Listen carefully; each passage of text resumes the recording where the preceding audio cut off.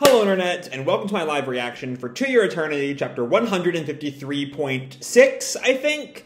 It's the third part of 153, but I can't get to Your Eternity on Crunchyroll for some reason, so I'm using an outside site that is labeled it as 153.6, so I'm not quite sure if that's the official, official terminology for it yet.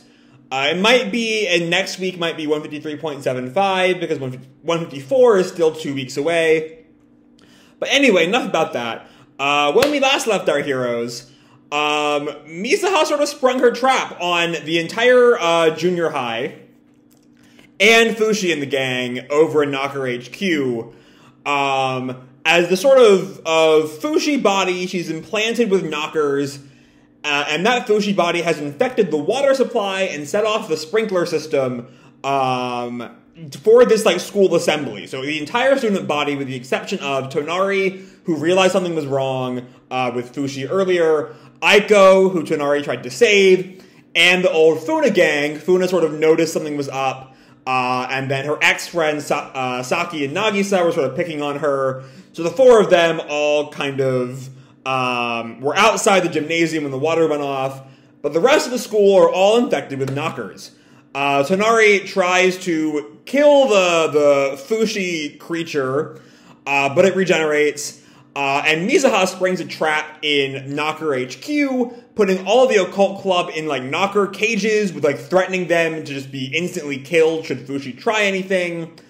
And Tonari tries to save the girls, and Mizuha, watching from HQ, makes a wager with Fushi that for each of the girls the Fushi creature kills, she will free one of the Occult Club members. So, you know, kind of fucked up. But that's Mizuha for you right now. She's just kind of fucked up. So let's dive right on into chapter 153.6. So anyway, we open kind of right after Mizuha set up the rules of that game, and Hana asks her, "Mizuha, are you saying you're going to kill everyone? I don't know what everyone was to you, but if you're treating life lightly..." And then she sort of stops herself. "No, I know Mizuha wouldn't really want to do this. The real Mizuha is the one who likes to eat crepes, who smiles when her mother praises her. That's the wrong thing to say, Hana. You don't want to bring up her mom right now. Her mom is the one who sort of, admittedly, not intentionally, set Mizuha down this hellish path. And Mizuha hates her. Though I do think Hana is sort of trying, maybe unknowingly, but still arguing that the person inside, or the person acting as Mizuha right now is the Guardian Knocker. As I sort of talked about last time, I'm not sure that's A, true, or B, really matters. Because I'm not quite sure the two of them are really all that different anymore. Anyway, Mizuha just laughs. "Do you think I'll let you go because you're crying?" And Senba sort of raises his hand, very polite. "A question, if I may. Can we assume we will all be free if Tonari Shi is able to defeat that Fushi puppet, even if the others escape the school?" But Mizuha sort of teases, "Unfortunately, she can't do that." And Tonari fires another arrow at the Fushi puppet, which I guess we're going to call it now. And these are, I don't know if these arrows are, like, particularly, like laced with explosives or something. Excuse me. Or if there's just, like, I'm not sure what's going on with the arrows, is my point. Because they're doing some, you know, more damage than you would expect an arrow would do. They are exploding Fushi, and normal arrows don't do that. But Tonari keeps firing, and Fushi keeps regenerating, as we finally get our chapter title, Invisible Battle Part 3, in case that wasn't very, very obvious. And then she throws another one right into the Fushi puppet's mid-regenerative face. I talked about this last time. There's just some high-quality body horror shit going on with the Fushi puppet. And, like, Fushi's regenerations have always sort of had that quality, but this is just some top-tier shit. Anyway, he goes to throw... He throws... Is it blood or something he's throwing at Tonari? Yeah, I've mentioned in other videos that I'm reading, I've finally gotten around to reading Soul Eater, and not like the big Mako Krona fight, and it brings to mind Krona's black blood attacks. Either way, Tonari is smart enough to realize that's like not something she wants to get hit with. Will probably infect her. And she reacts, I can't let that hit me. I've got to collect myself and counterattack. And then she calls to the puppet, follow me, monster. And he does. That's a zoom-in boy. He just dashes after her. Tonari is running. I know, the roof. And as she's climbing the stairs, she looks out the window and she sees these flowers. I think those are not like knocker-infested flowers, I guess. I guess if the knockers are small enough, they can hide in like a drop of water. Then like, I guess they can infect flowers now too. The flowers are starting to spread on the windows, like threatening Tonari. I can't go outside. And then we cut to Aiko, who's like, I guess trying to just, oh no, she's trying to protect herself from any more water. Because she's got this poncho on and an umbrella. And this is Saki, I think, Nagisa's friend. Hey, wait a minute. Where are you going? And Aiko tells her, I'm going to the faculty offices, call for help, and then meet back up. I'm going to go to the faculty offices, call for help, and then meet back up with Tonari-san. I'll let you handle things on your end however you like. Now, if you'll excuse me. And she just, like, leaves them in the room, I guess, to hide. Which, you know, is kind of given, the state of the puppet's plan, to, you know, kill the 4 girls. Having them sit tight in a room is maybe not the best move. But looking around, this is the janitor's closet. The one where Bon has his tea sets, and where Fushi has his weapon stash. And Saki's sort of panicking with Nagisa. What are we gonna do? And Kanabe pulls back the curtain. Say, look at this. And they find Fushi's weapon stash and the spare Fushi body. And Funa just reacts, huh? Fushi-kun? Because Funa has a lot more information about all the supernatural shit than the rest of her friends do. But does she know about Fushi having all the, like, the spare bodies lying around? I'm not sure. Anyway, Kanabe just reacts, and for some reason, a bunch of blades. At this point, Funa especially should maybe, if she weren't in such a panic, I would expect her to be putting the pieces together, like, wait a second. Fushi knows about all this supernatural shit, and he has all these weapons prepared. He knew something like this was going to happen at some point. Anyway, Funa just, like, grabs Fushi. Oh, jeez, wake up, Fushi-kun! What's going on here? Help us! And Kanabe just starts looking at the blades. You think it's okay for us to use these? And Nagisa, just sort of, I think drops her slippers or something and declares, I'm going back. That's kind of braver than I was really expecting to see, from Nagisa. I was expecting her to just sort of be, you know, given how little knowledge she has about knockers, I expected her to be, like, really panicked. And anyway, Saki questions back, and Funa picks it up. Back where? And Kanabe continues, you can't mean, and Saki turns to them, Nagisa turns to them. I got Nagisa and Saki confused. Nagisa turns to them, that Tonari girl is fighting all alone. Doesn't that seem dangerous? Don't you think we should stay behind and help? That's awfully brave of her, especially considering that she does not really know, and it makes sense considering that she doesn't really know about Tonari's past. That Tonari has more than enough fighting experience to at least potentially be able to hold her own, much more than Nagisa could. Anyway, Saki kind of protests, whoa, wait a second, I can't do this, I'm going home. And Funa also panics here. Yeah, I've got to tell my family so we can evacuate. Kasabe, I thought her name was Kanabe, but I guess that was wrong. Yeah, Kasabe, my bad. Kasabe responds, I think I'll stay behind too. And Funa turns to her, whoa, Kasabechi? Why? Leave with us! But Kasabe responds, no, I'm not leaving. I want to stay. And Funa, like, grabs her. That's crazy! You two won't be any help. The best thing for powerless average people like us to do is run for it. I'm taking you with me if I have to drag you. So that actually is, that line there does seem, kind of informed by Funa's time as a ghost. You know, I'm not sure if she ever saw specifically Tonari, But I think she maybe has possibly worked out that Tonari is kind of on a different level, on a level closer to like what Fushi and what Mizuha are up to, and not that maybe these like normal people should like leave it to them and not die. Anyway, we see Saki panicking. Tana-sen! And then we cut to Mizuha, who is watching this on her cameras.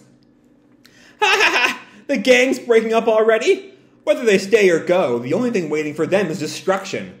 Even without the knockers, they'll just destroy themselves. Okay. So last week, I didn't bring up too much Mizuha's comments about, the real problem in the world is not individuals, it's the setting. Largely because, how do I phrase this? I'm not quite sure what exactly Mizuha's actions have to do with her stated ideal at the beginning of point 5. About, hey, the real problem is the school itself or the place where people all live. That's the real problem. Like, this isn't really fixing that problem, I don't think. Other than, like, wiping out the student body, I guess, which I can maybe connect to that statement. I don't know. And if so, if the problem is the setting of, like, middle school and bullying, then they'll just destroy themselves, does kind of tie in with that the middle school environment is inherently destructive, perhaps? I don't know. Anyway, she turns to Mizuha keeps going. Seeing your ideals realized feels incredible. I'm so happy right now. And she turns to Fushi. You should have been more selfish, too. You shouldn't have tried to act cool. You should have kept throwing tantrums to get your way. And we specifically see Fushi's decision to let Gugu go. Him go back to Taknaha. As Fushi just sort of let that happen. If you had done that, you could have taken out that flesh puppet easily. Oh, right, because Gugu can just, like, breathe fire and burn it alive. Yeah. But now all you're doing is watching quietly while your friends are slaughtered. Aren't you, Fushi? So that sort of is... Okay, so I haven't really brought up Fushi's sort of clinginess in a while. Because we've been dealing with all this Mizuha drama and everything. Nothing really Gugu left.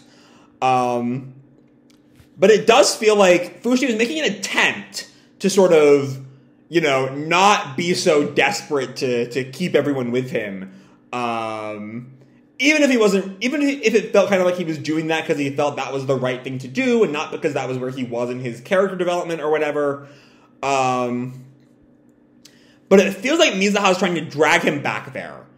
And give us a little shot of a single, like, sweat drop on Fushi's face. I'm curious if the after effect of this whole fight is going to be Fushi regressing hard. I don't know. But then, what's this? We see Mizuha's father holding a gun with what looks like blood flowing out of his back, falling towards the knocker pit. And he just falls. What? And Mizuha acts kind of weirdly cutesy. Hey, that's not fair, Papa. You can't just return to paradise without us. Right, Mama? And the Izumi knocker just looks kind of startled and scared almost. Mama? And we see this... Was that some kind of suicide plan for him? Because we see this light... And the knockers above Tamaki and Senba's cages explode. And Hana's. Freeing them. And then, like, the steeple... Where did the steeple thing come from? It's falling.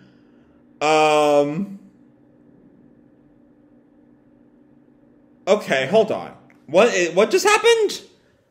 I don't know where this building came from. I don't know where it... Well, I don't remember seeing a tower in this room at all. But we see...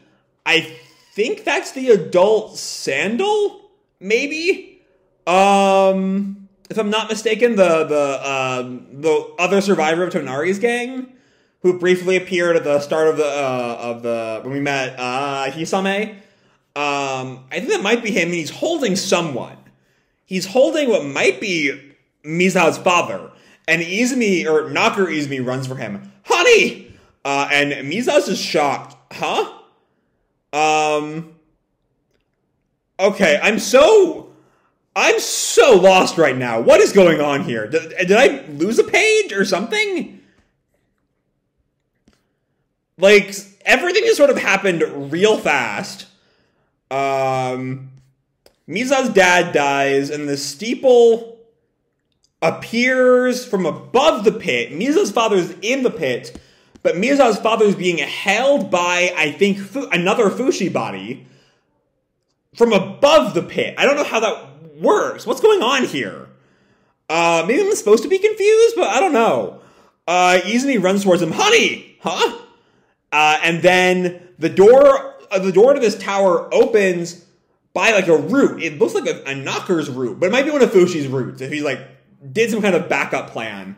And Fushi I think Fushi, again, I don't really fucking know if that's Fushi, but I think it's Fushi.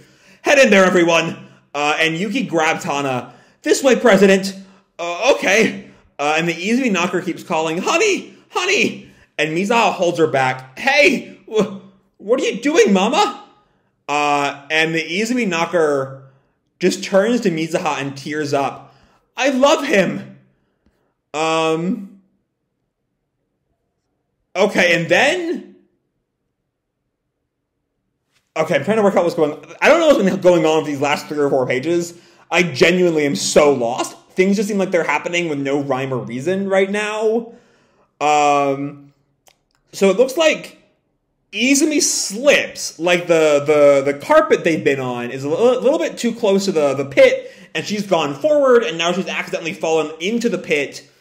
Mizuha goes to reach for her, and now somehow at some point Mizuha started falling, and the Occult Club goes to rescue her, stopping her from falling to her death. And Hana tells her, we won't run. Come on. Take my hand. And that's where the chapter ends. I got no idea what happened at the end there. I really got nothing. Okay. So, let's talk about this chapter. I'm just so lost by that final segment. Because it just felt completely out of nowhere and untied to anything else going on. I hope next chapter just like sits us all down and explains what the fuck that happened in those last 4 pages. Because I just have no idea.